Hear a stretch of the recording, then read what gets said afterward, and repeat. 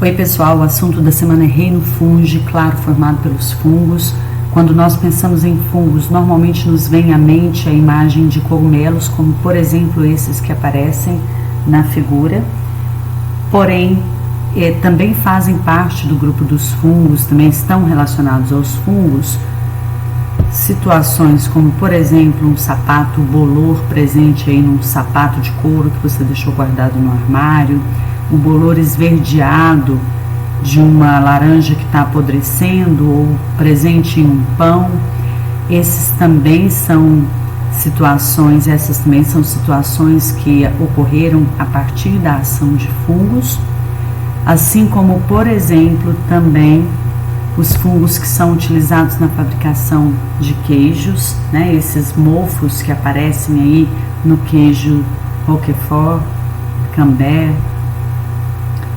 Também fazem parte do grupo dos fungos as leveduras usadas na fabricação de bebidas alcoólicas, como por exemplo a cerveja e o vinho, e também na preparação do pão. É o mesmo fungo, o fungo da espécie Saccharomyces cerevisiae, tá?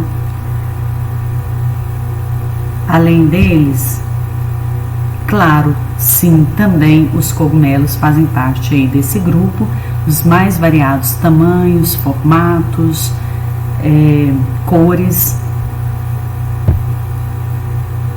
As orelhas de pau, por exemplo, né, com formatos diferentes. Características gerais dos fungos: os fungos são sempre eucariontes, lembrando que os únicos organismos procariontes pertencem ao reino Monera, ou atualmente reino Bactéria e reino Archaea, que é aquele grupo das bactérias. Só eles têm células mais simples a partir de reino protista ou protoctista, que nós já estudamos. Todos os seres vivos são eucariontes, então fungos também têm células maiores, mais complexas. Fungo já foi classificado como planta. Hoje nós temos alguns argumentos para justificar por que eles foram retirados do reino vegetal. Um dos principais argumentos é a forma como eles obtêm alimento. Planta sempre obtém alimento por modo autotrófico. As plantas são autótrofas, elas fazem fotossíntese, que é um processo autotrófico, um processo de produção de alimento, enquanto os fungos são heterótrofos, heterótrofos por absorção. A ideia de heterótrofos por absorção é porque eles liberam toxinas fora do organismo deles, fazem uma digestão extracorpórea e depois absorvem o alimento. Por isso, heterótrofos por absorção. Existem muitas formas diferentes de ser heterótrofo. Então, o heterótrofo, ao contrário do autótrofo, não fabrica o seu próprio alimento, ele vai pegar esse alimento do ambiente, mas tem muitas formas diferentes de fazer isso. Nós colocamos aqui 3 formas que ocorrem nos fungos. Uma das mais importantes é a de decomposição. Os fungos decompositores, eles fazem uma reciclagem da matéria orgânica, restos de plantas, restos de animais, e devolvem essa matéria para o ambiente para que ela possa ser reutilizada. Existem também os fungos parasitas. Relação de parasitismo é sempre uma relação que a gente pode considerar relação positivo-negativo. Relação de parasitismo significa sempre que entre duas espécies associadas, uma está se beneficiando, para uma é uma situação vantajosa, enquanto para outra é uma situação de prejuízo. Então, todas as vezes que essa relação for positivo-negativo, é uma relação de parasitismo. Alguns exemplos são as micoses, a micose de unha, a frieira, pé de atleta, são exemplos de micoses causadas aí por fungos. Aliás, a ciência que estuda fungo é a micologia, então esse prefixo mico está relacionado com fungo. E uma outra forma também de ser heterótrofo é tendo uma relação de mutualismo. Alguns fungos são mutualísticos. Relação de mutualismo é uma relação que é positiva para uma das espécies e também é positiva para outra espécie, uma relação de ajuda mútua, como o nome sugere para a gente. Um exemplo disso são os líquens, essas estruturas que a gente consegue observar muito comumente na superfície de troncos de árvores, na superfície de rochas também. E nesse caso aqui, nós temos uma associação de algas com fungos. A associação é vantajosa para as algas porque o fungo ajuda a alga a conseguir água e sais minerais desse substrato. E a relação é positiva para o fungo porque, já que ele não faz fotossíntese, a alga, fazendo fotossíntese, divide o alimento com ele. Essa relação de ajuda mútua, que acontece, por exemplo, nos líquens, é o que a gente chama de mutualismo. Então, os fungos podem ser, eles são heterótrofos, mas podem ser heterótrofos de várias formas diferentes. Uma outra característica que justifica o fato de que fungo não é considerado planta é que, apesar deles terem parede celular, assim como as células vegetais têm, nas células vegetais a parede celular é feita de celulose. E aqui nos fungos a célula tem uma parede, as células dos fungos têm parede celular feita de quitina. E quitina é uma substância, um açúcar, um polissacarídeo que é encontrado em animais, uma característica animal, mais semelhante aos animais, portanto, do que as plantas. Uma outra característica é a presença de glicogênio como substância de reserva. Sobrou glicose no corpo de uma planta, a planta armazena glicose na forma de amido. Os animais armazenam glicose na forma de glicogênio. Nós, por exemplo, armazenamos glicose na forma de glicogênio no fígado. E os fungos também formam glicogênio, semelhante aos animais e não semelhante às plantas. Então, estes podem ser alguns argumentos para justificar a retirada dos fungos do reino vegetal. Uma outra característica dos fungos é a reprodução através de esporos. Os esporos são células específicas para a reprodução, são células haploides e que são responsáveis pela reprodução dos fungos, ficam suspensas na atmosfera até encontrarem um ambiente adequado onde podem se fixar e formar um novo fungo. Alguns fungos são unicelulares, um exemplo disso são as leveduras, os fermentos biológicos, mas a grande maioria dos fungos são de fungos pluricelulares que têm o corpo formado, portanto, por hifas. Nos fungos pluricelulares, as células estão organizadas formando hifas. O que são essas hifas? Quando a gente observa um cogumelo, na verdade a gente está observando uma parte do fungo. É uma parte do fungo que cresceu acima do substrato, mas o fungo está presente aqui no substrato, seja ele o solo, o tronco de uma árvore, um esterco. E essas estruturas filamentosas são filamentos de células chamadas hifas. Elas vão se ramificando e podem atingir muitos quilômetros de extensão. Por isso, os fungos são considerados os organismos maiores em termos de extensão. Eles são os maiores organismos que a gente conhece. Essas hifas, filamentos de células, elas podem ter as células divididas por septos, e aí eu vou dizer que essas são hifas septadas, ou elas podem ter células que compartilham o mesmo citoplasma, e aí eu vou dizer que essas hifas são hifas cenocíticas.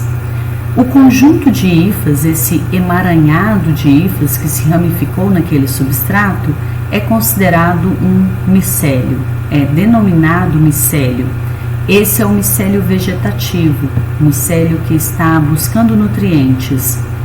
Em alguns locais, em determinado momento no ciclo de vida de alguns fungos, esse micélio pode se compactar e crescer compactado acima da superfície, formando o que a gente chama de cogumelo, que é um micélio que tem a função reprodutiva.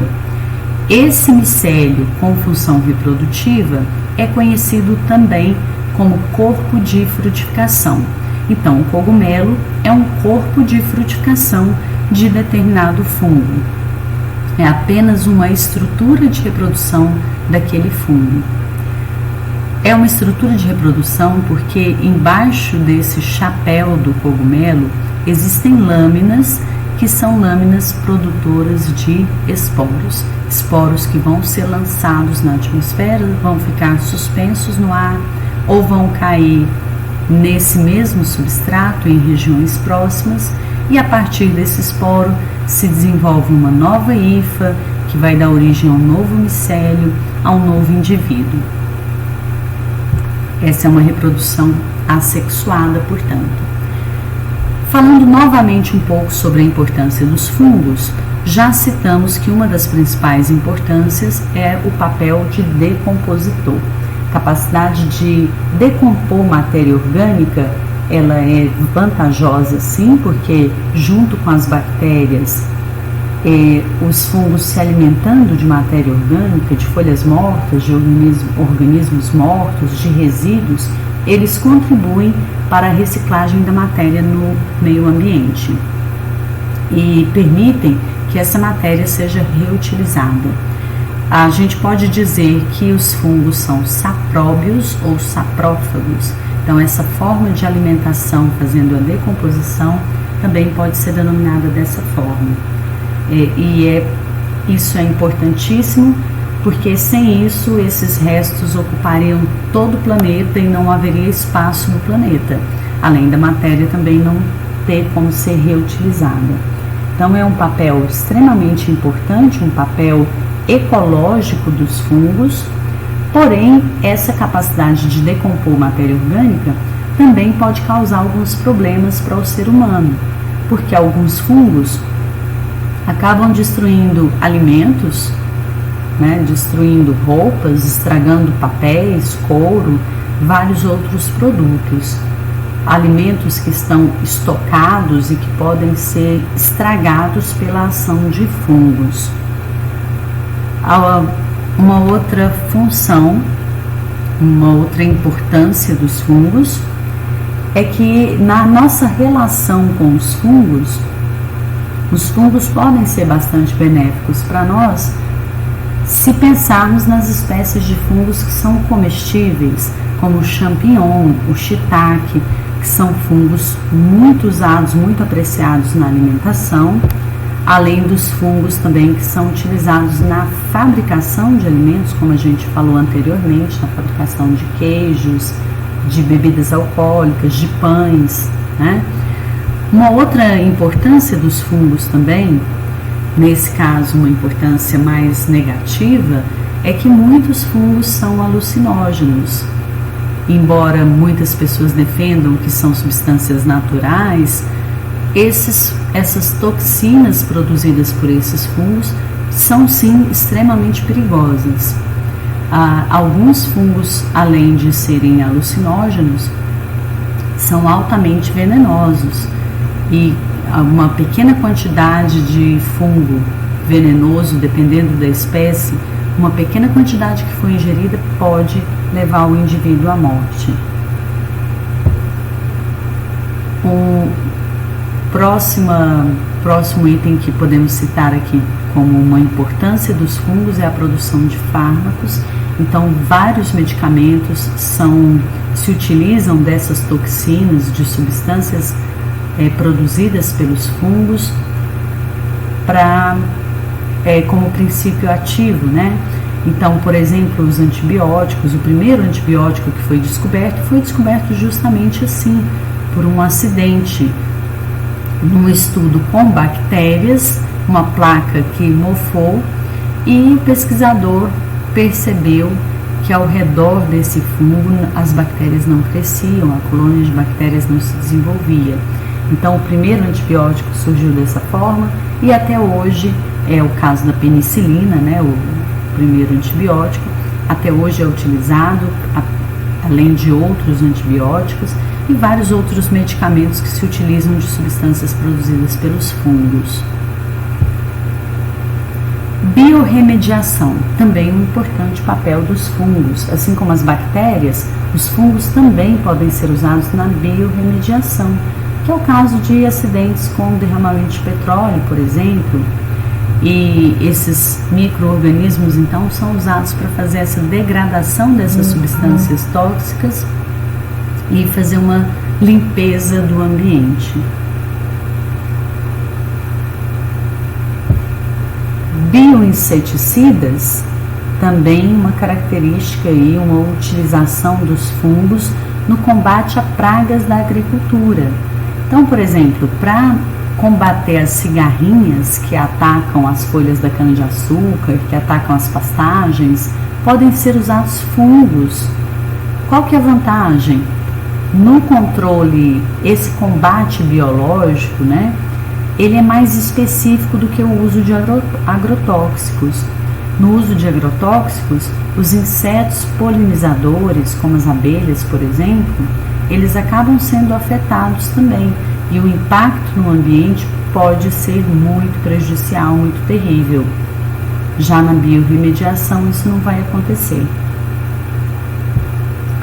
Lembrando que tem vários fungos que são parasitas de plantas. A gente falou de fungos que parasitam a espécie humana e causam doenças, mas vários fungos parasitam plantas também. Os que parasitam a espécie humana, eles podem causar, por exemplo, a frieira, que é esse exemplo aqui da foto, ou pé de atleta, né? Também a gente pode citar o sapinho, a candidíase, exemplos de doenças causadas por fungos e que em sua maioria são denominadas de micoses.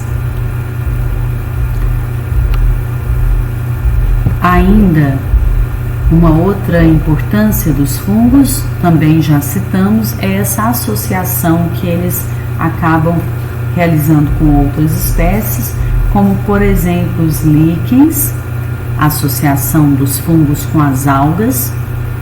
Eles acabam sendo importantes indicadores de poluição no ambiente. E também as micorrizas, mico de fungo, rhiza de raiz. Raízes das plantas, 95% das plantas mais complexas apresentam fungos nas suas raízes. Associação mutualística também, assim como acontece nos líquens. Da mesma forma, os fungos ajudam a planta na absorção de água, de sais minerais e se utilizam da matéria orgânica que essa planta está fabricando através da fotossíntese. Então é uma relação positiva para um e positiva para o outro também, relação de mutualismo. Micorrizas e fungos também são importantes aí no equilíbrio do ambiente, no equilíbrio da natureza. Por hoje é só isso e depois eu envio atividades a respeito. Até mais.